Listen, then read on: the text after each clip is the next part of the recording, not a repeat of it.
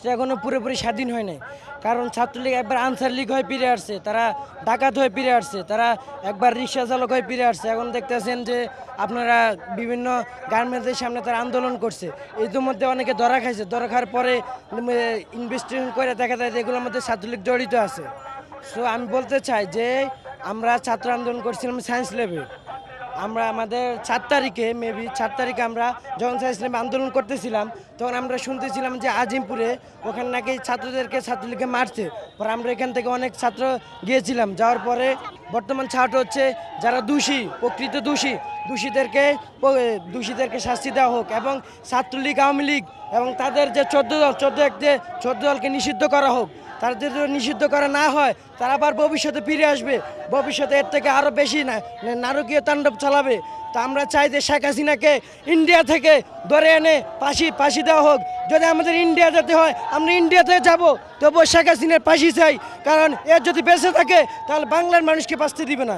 আমরা চাই শেখ হাসিনাকে যেভাবে হোক ইন্ডিয়া থেকে বাংলাদেশে আনা হোক, আইনা তাকে প্রকাশ্যে ফাঁসি দেওয়া হোক। বাংলার মানুষের একটাই চাওয়া যে আমাদের স্বাধীন দেশে কোনো দোষর থাকতে পারবে না, কোনো প্রেতাত্মা থাকতে পারবে না, ইন্ডিয়ার দালালরা থাকতে পারবে না। বাংলাদেশে এখন ইন্ডিয়া দালাল আছে, দালালদেরকে খুঁজে বের করে আইনের আওতায় আনতে হবে। যে যারা শহীদ হয়েছে তাদের আমরা ভোলার মতো না, কোনোদিন ভুলবো না।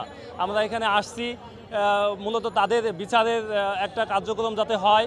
এখনও আমরা দেখি নাই যে আবু সাইদ মারা গেছে, তাদের যারা মারছে তাদের কোনো বিচারের আওতায় এখনও দেখি নাই। আমরা চাই যে তাদের দ্রুত বিচারের আওতায় আনতে।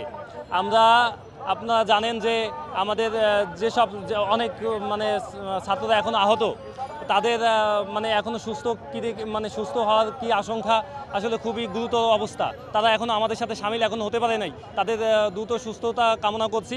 আর যারা আমাদের স্বৈরাচার সরকার যারা আমাদের ছাত্রদের নির্মমভাবে হত্যা করেছে, সাধারণ মানুষ হত্যা করেছে, শিশুদের হত্যা করেছে, তাদের দ্রুত বিচারের আওতায় আনার জন্য আমরা এই সরকারের কাছে আমরা প্রত্যাশা।